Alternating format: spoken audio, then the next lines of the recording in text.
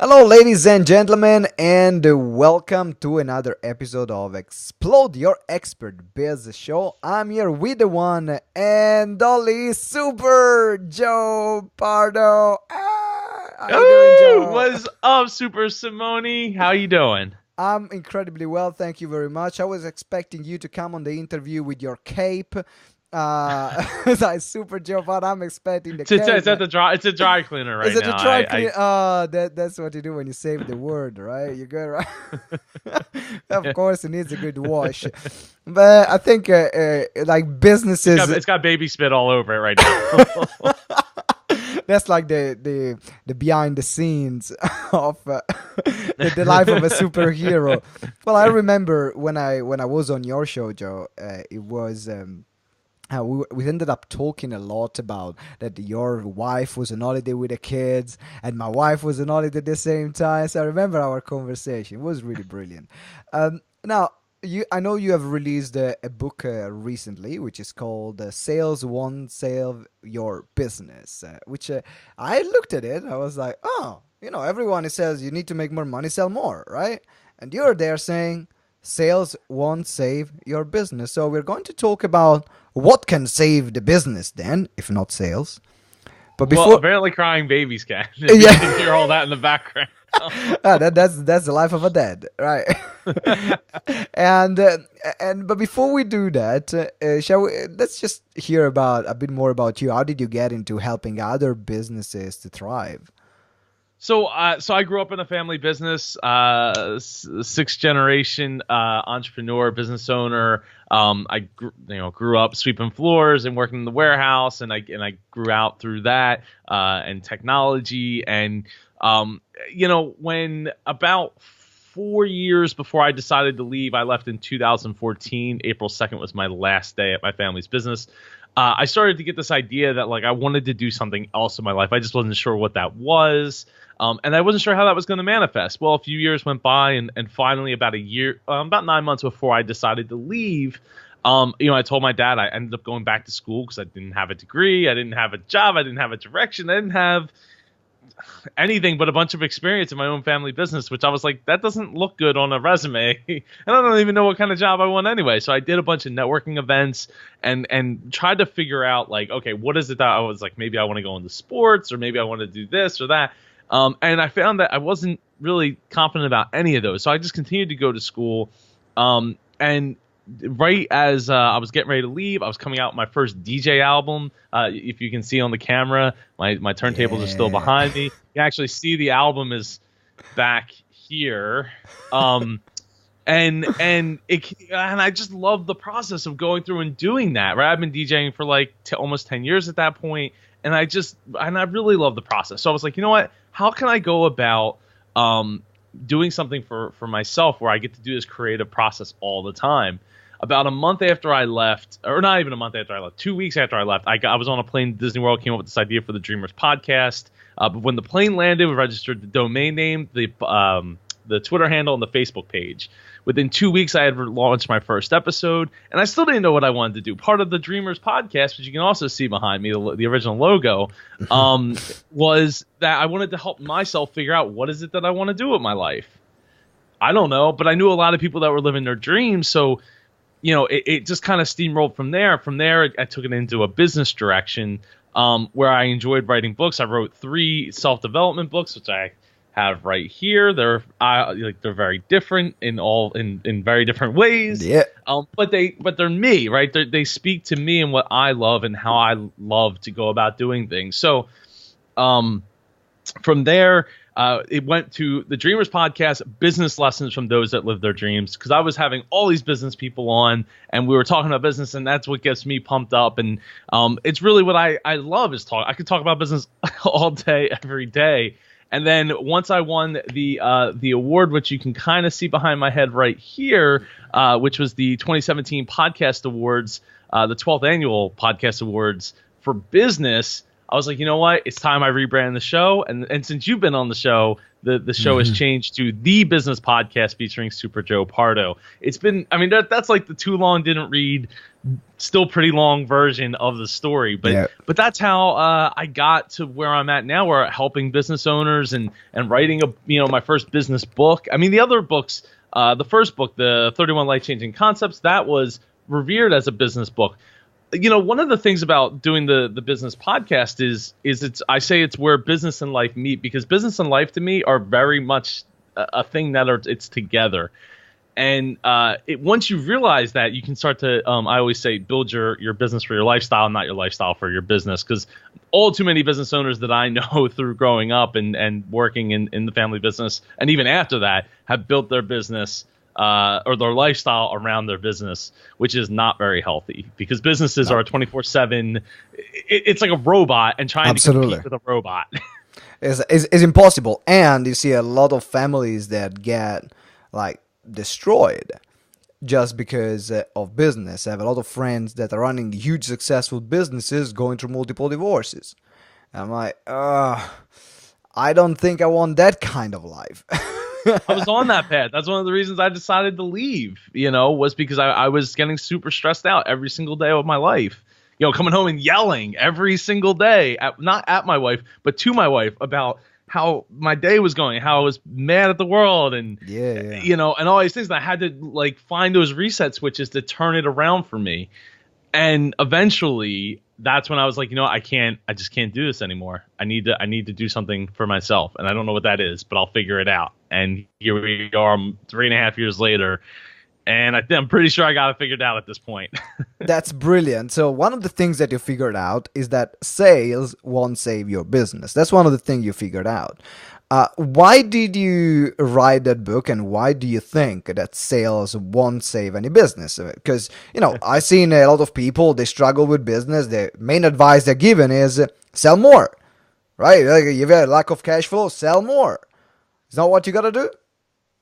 Well, okay, so one of the big things that I did when I was at my family's business, one of the last big things I did was I took our inventory. It was a giant debacle. I have like a 30-minute video that I shot talking all about, so I'm not going to get all into it. But basically, we had way too much inventory, and we needed to get to about a little under half of what we already had on the shelf, and a lot of it was old. Through processes and through doing returns and relationship building, we were able to do that in just under 2 years. So we went from $6 million in inventory down to a little over 2.5 in just under 2 years. And that was through not fire selling everything. That was through just having the right inventory in the right place at the right time, because we had 10 locations that were selling this stuff. So, putting the pieces in the right place instead of just ordering more. When it comes to sales, don't get me wrong, sales is the lifeblood of a business, right? You don't have a business if there is no sales, right? If there's no money coming in, if there's no revenue, then there's no blood pumping through the system. But if you're losing, at the basics, the most base level way of understanding it is, if you're losing money on every sale you make, then you're not actually making any money, and it's not going to save your business. You could have $10 million in sales instead of $1 million. If you're still losing money on every sale, it's not going to turn around. Actually, you're wasting and losing even more money.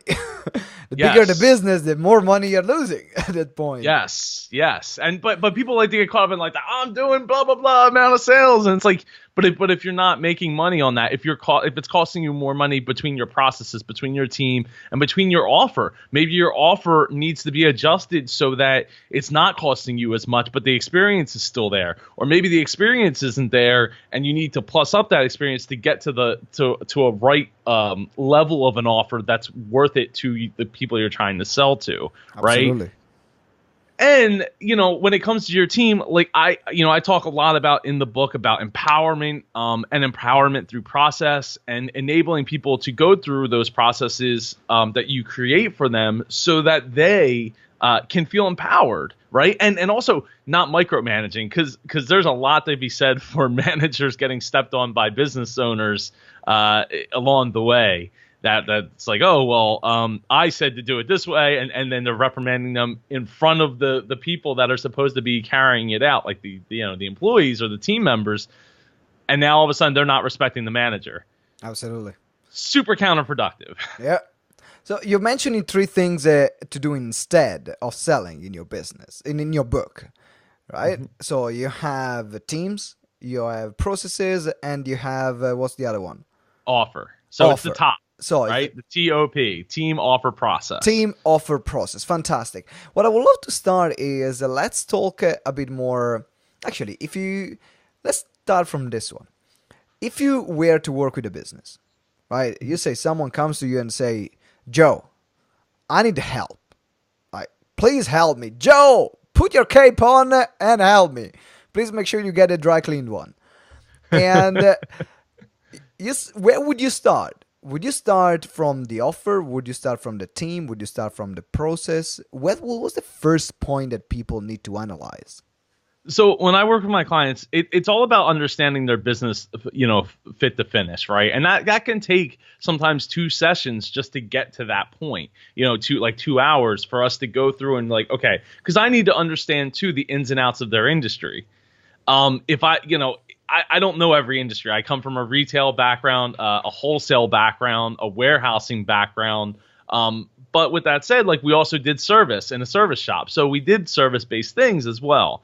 It's really, you really have to drive in to say, okay, checking my ego at the door and saying, okay, I don't know everything about the restaurant industry, just to take something, but I know as an experience myself, like what I have experienced. So, being able to listen, right? That's the number one thing that I have to be able to do as a consultant is to listen to what their biggest gripes are, what their biggest complaints are, what's the biggest problem, because they might not even realize what their biggest problem is. And one of the things that I do differently than, for at least from what I've been told by a lot of people, is I actually go to the business and spend 3 days there, because there's no knowns, the things that are bugging them that they know it's bugging them, and then there's things that there's unknowns that they don't even know that it's bothering them until you're there to see it and be like, oh, that's the thing that's actually what's causing the problem. Yeah. Right? Like you think it's your elbow, but it's really your shoulder. Like you don't know that because the elbow is what's hurting, but it's the shoulder that's starting the pain shooting down into the elbow kind of thing. I don't know if that made sense, but yeah, it makes sense. Yeah. it made absolute. I remember, for example, was a few months ago, I was stuck in bed and I couldn't really turn my neck, and I couldn't even lie down. Like it was that bad. I've not been taking any drugs I'm pretty healthy. I've not been taking any drugs for about 6 years. No drugs at all. Man, I was crying from some paracetamol, ibuprofen, whatever somebody could give me so I could just lie down. And I went to the chiropractor, and my pain was there. Right? My pain was there. And it ended up that actually the problem was down here.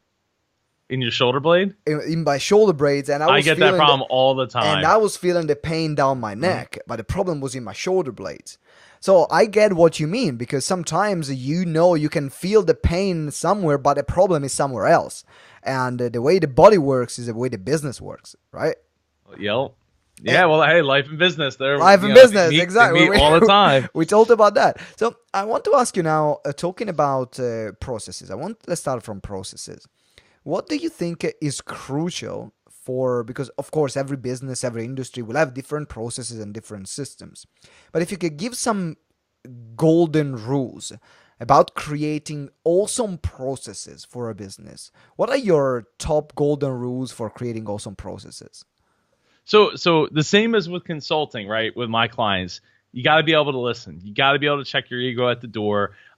Because you think that something's working doesn't necessarily mean it is. And, as a business owner, one of the things that my grandfather taught me when I was little is like, and even my dad too, you need to know every aspect of the business. You don't have to be the most amazing accountant, but you have to have an idea what your accountant's doing throughout the day. And if you don't, that's a problem, because if you have to replace that person at some point, you have to be able to tell somebody else what is it that they're doing. In order to do the listening part, you have to do something that a lot of people hate to do. And the thing that a lot of people hate to do is, Simone, I know you've been working for me for 2 years or 3 years or 5 years, I need you to write down everything that you do here. Everything. And it's not because I want to replace you. It's because I need to better understand where the problems are. Where, like, you know, your job might be accountant, but you're actually going out to like Sam's Club. I don't know if you have Sam's Club over there, but you're like going out to Sam's Club to buy all the office supplies and the, you know, the coffee supplies and all these other things. Like, you're doing all that. So that's part of what I'm paying you to do. And that's okay if you understand. And what we can find out is like, okay, if you're doing like these things that have nothing to do with what I'm paying you for, and this other person is doing this, maybe we need another person there. Maybe we need a part-time person that just goes and buys this stuff, or we need to order it on Amazon, or, you know, streamline that process right there. So now I just took off like 3 hours a week off of your table, or maybe it's 3 hours every 2 weeks if that's when you're going out to the store. You start to see these types of things where it's like, where are you losing time and not spending my money effectively? Mm-hmm. Right? Yep. Or even not even just my money, the client's money, the customer's money, right? Because they're the ones investing in me and in turn in the whole business to make sure that the money is being spent the right way so they get the best experience. It's all about efficiency, making it more efficient, making it in a way where you understand. And I love what you said about knowing every aspect of your business. You know, I'm a big believer in that, even though there are a lot of people that actually say the opposite. You don't need to know every aspect of your business because you are the entrepreneur. You should have the idea and have other people working for you and hiring, and you just have to hire. But ignorance is expensive. I believe that ignorance is very expensive. Because if I hire someone to do my digital marketing and have no absolute clue about digital marketing, I'm in for the biggest ripoff in the history of business. If I'm in and I want an accountant and I know nothing about accountancy, for example, my case, my last accountant ended up almost costing us at £12,000, which is about $15,000 more in taxes that we shouldn't have paid. And then we managed to hire a new accountant that restructured our accounting system. We negotiated with HMRC, which is the tax body of the government, and we managed to save that money and not actually pay the right amount of taxes, just because one error was made up front, but because I was ignorant and I didn't know what I didn't know. Then I left everything to my accountant. So I'm a big believer in what you said, and is a long and painful journey to get to know every aspect of your business. I'm sure you can agree with that. It's not the short route. You need to be the best student, you know, you can be, and the best student on your team, right? So you need to question everything. And you know, getting 3 quotes helps, but that's not going to necessarily save you the headache that, like, getting not even necessarily the cheapest, but let's say you took like the middle one or even the highest end one. It could still end up being a bad deal. You just don't know it until you're in it. So exactly. You can't necessarily avoid that. But here's how you can learn, right? By questioning everything, learning from that process instead of just being, like you said, ignorance is expensive. It really, really is. Question everything along that path so that you're learning, so that going forward you can make better decisions for, like, okay, this didn't work out. I understand why it didn't work out, at least to the best of my knowledge. Now I can go and take that next step with someone else and ask these very specific questions so I don't get screwed again. Exactly. I love that. You don't have to be like, okay, I'm an accountant. Like, I went to school for, like, okay, no, I'm not expecting anyone to do that, but just question everything. Man, and that's how you're going to get those answers. I remember my first ever accountant that I hired. I paid him, I think about $2,000. I'll give you the price in dollars. It was about $2,000 up front. It was about £1,500, and he flew to Brazil with my money. That was the first expensive lesson. Oh man! Then I had a few. Then it was like we worked many years for this other accountant, and then he just set up things in a way that was not tax efficient. So when we were running a small company and we were not turning over hundreds of thousands of pounds, that was fine, because, you know, you might pay £10 more or £10 less or £20. You don't notice that, but when this become like 12 grand, that's a different story, right? Then you realize, wow, so the small mistake that I made at the beginning, then is going to be costing me tens of thousands later on. Now, I want to talk about teams because we covered processes. I want to cover about teams. And one of the biggest thing is how do you keep...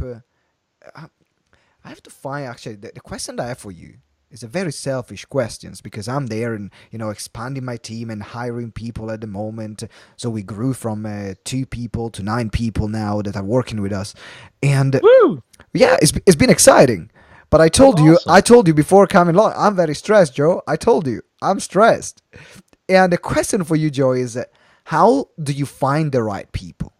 How do you find the right people? Because one thing is to keep the right people and, keep them motivated. But first of all, you got to find the right people. How do you find the right people, Joe? One of the most interesting things that I learned through first off, through the process of growing up is, hiring friends sounds great. Hiring family sounds great. It isn't always great. And from what I've seen from other businesses, my own family business, and even my own business now, is it's not as like, sunshine and roses and rainbows and unicorns as I would love for it to be. The thing is it's more important to find somebody who's aligned with what your goals are and what your culture that you're offering and bringing to the table is, right? So like one of the big things that I learned through doing all these podcasts, one of the most important things I learned was, asking a question about something that's really important to you. Like the example that I give is, when's the last time you made somebody smile? Tell me that story. So if that's what's important to you and they have a great answer for that, well, then maybe you can talk to this person, 40 hours a week. You're basically marrying this person. So you need to be able to communicate with them because that's the dirty C word that everybody hates is communication. And communication enables you to have better relationships, not only with your team, but with your clients and with your customers. It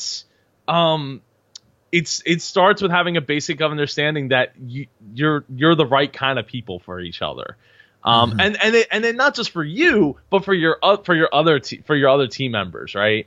I know, I'm not a big fan of quoting people. Like Steve Jobs had this really great quote where he talked about, I stopped hiring C players and only A's and B's because A and B players only hire A and B players because they don't want to carry the C players. Mm-hmm. Right. So I think that there's a lot to be said for that. And to go deeper into how to go about empowering your team once you have them. Yeah. It starts with you and in empowering yourself, right? Doing the things that make you happy so that you can be the most productive person and the most available person, right? Being present for those people. It's not like, okay, Simone, you come into my office. Yeah. So what's going on? I'm listening. I'm listening. Give me a moment. Yeah. I'm listening. Give me a moment. Talking. Keep talking. I'm doing it. But I mean, it drives me up a wall. And I can't tell you how long I've had to deal with that kind of stuff to understand that. Well, first off, multitasking is a myth. Anyone that tells you multitasking isn't a myth, they don't know what they're talking about. Yep. There's a great book about it. It's really short. I don't read a lot of books. I read this book, and I'm glad I did. It's called Switch Tasking. And so you're only listening to every other word, right? Like you're switching between, I'm looking at my phone, and I'm listening to you, yeah. I'm switching back and forth, and you're going to drop words, and eventually you're going to have to be refilled back in. So I think, to me, empowering your team starts with empowering yourself. Being able to get really honest with yourself. And that's one of the things that with this book, Sales Won't Save Your Business, there's a lot of questions in it, right? There's a lot of lines for you because there's exercises at the end of each pin. I call them pins instead of chapters because it's like a roadmap. Each question, the 3 questions starts with yourself, what it should look like, what the ideal situation should be, and then a group exercise where I want you to go back to your team and collectively come up with ideas on how to fix these types of things, that we talk about in the book. So, I think that it opens up those lines of communications. And what you may find if you go through them is that you don't actually communicate very well with the people that you've hired, and you've hired them for one reason or another. They're the best accountant. Well, that's great, but if you can't talk to them, how are you going to be able to make it work? Absolutely. Personal relationships are crucial. And that's something that personally I've been working on with all our team members, because I've read this advice many times, and I was saying, I don't want to make this mistake. I don't want to be that person that, I mean, at least I can do my part. That's what I can do. If I'm there for them, if I'm available, if I'm there to support them, I give them all the resources they needed, then I've done my bit. Then it's up to them to perform. And if they don't perform, then okay, that's the door. Can go home. That's because I'm a big A player. I mean, I'm a basketball player. Now finally I made it in the professional UK basketball league, Joe. What? No way. I made it. No matter if I'm smaller than Isaiah Thomas, but I am. But I made it. So I'm big. I'm super competitive, and I'm the top performer. I'm just everywhere I go. I was always top performer. So I had to learn a lot on how to manage expectations and how to find the right people, because managing expectation, not expecting that from day one everyone is going to perform at their top from day one. That's something that I would have loved, but hey, people gotta learn. Right? Well, that's up to you to make those processes, right? To write down what you do and how you go about doing it. But managing your expectations, it's tough for me too, right? As a perfectionist, as like this guy, this hyper focused guy who likes things to look a certain way and do it, I'll just do it myself. You have to, if you can't accept good enough sometimes, not all the time, but depending on what is good enough is sometimes what's going to get you there, right? Rather than nothing. And you can improve upon that as you go. The people that you hire are the ones that are going to take you from the level that you're at to the next level, to the next level, the next level, next level. But of course, if you aren't building up the the stairway, the proverbial stairway underneath as you stack those people on top of each other to support them with your processes, then you're not doing your job as the owner, Absolutely. as an owner, right? Because everyone could be an entrepreneur. I mean, there are people joke like, oh, he's an entrepreneur. Oh, he's not unemployed. That's great. Yeah. And I'm thinking that now the word entrepreneur can be easily switched with unemployed. And as entrepreneur, okay, some benefit. I mean, here in the UK we have benefits. So I don't know do you guys have benefits in the US or not? I don't think you guys have. For entrepreneurs, I don't know. I should look into that. Actually, I never because really here in thought the about UK it. we have also some benefits for entrepreneurs while they're starting out. It's not something I've always looked into that, but that's something I know we have. It doesn't hurt. I think that it's a positive way to help spur innovation, right? Because if you don't have those opportunities, that extra oomph, just like student loans or anything Absolutely. like that, I agree with that. I think that we should. That's how you're going to get more small businesses. Yeah, exactly. Because not everyone is starting with hundreds of thousands of dollars or pounds sitting there in their bank account and say, "Hey, okay, I'm gonna start. I got all this cash available. What can I do?" Starting is a very relative term at that point. Yeah, exactly. It's like, okay, well, you are already in a great position. In fact, found that when you start the second business that you start after a very successful one that you had first, then the second is much easier because you have already people, you have already the connection, you have already the network, you have already the capital, all the things that when you're starting out, then you are building up yourself. Remember, we started GTeX with £100, £100. That's all I had. That's where we started, and it took us a few years, and we made the first 6 figures, and then the second 6 figures, and moving on. So now, Joe, before we wrap up, because this has been an incredible interview, I absolutely love that. It was like full jam-packed of golden nuggets or superhero nuggets. Tell us a bit more about what do you have for our listeners, and where can people get in touch with you and find you? Yeah, so Sales Won't Save Your Business will be out March 2nd. You can get it on Amazon right now. You can pre-order it. like I said, it comes out March 2nd. There'll be an audiobook version as well available on Amazon. So I'm gonna get it. Thank you. I'm pumped to get that out there. My good friend Al Kessel's doing that. In fact, I'm making my audiobook debut on this book because in the book, I was told that quoting myself was a little too conceited. So I wrote in Super Joe Says in the book, and I'll be doing the Super Joe Says parts in the audiobook. So you'll be hearing my voice come through. I'm looking forward to it, man. I'm looking forward to it. So let me know as soon as available on Audible. I'm gonna get it because it should be ready by March 2nd. Mate, it should be. I'm in. I'm already clicking. My credit is going for you. That monthly credit is going for your book in March. March 2nd. And you can get all my stuff, whether it's, all my social media, my blog posts, my podcast, the business podcast, my business lesson videos, my talks, all that stuff at superjoepardo.com. That's Pardo. But if you spell it with a T instead of a D, that's okay. You'll get to the same place anyway, because that's how we do in the I don't know if it's SEO, whatever. I make sure that you can spell my name wrong and you'll still get there. So and Simone, I just want to say, like, I see you every single day on Facebook, and you're like hosting an event, like it seems like every day. Yeah. To every other day. Yeah, you're either hosting or you're at an event. It's absolutely incredible. Keep up the great work, man. Thanks, but I mean, we run about 200 events a year. We're running 200 events a year for the past 3 years. That is awesome. Yeah, call it the consistency. Well, I mean, one of the things that I've learned from all our guests, I think that's in your show, you came across that too, is consistency, the number one thing you can have.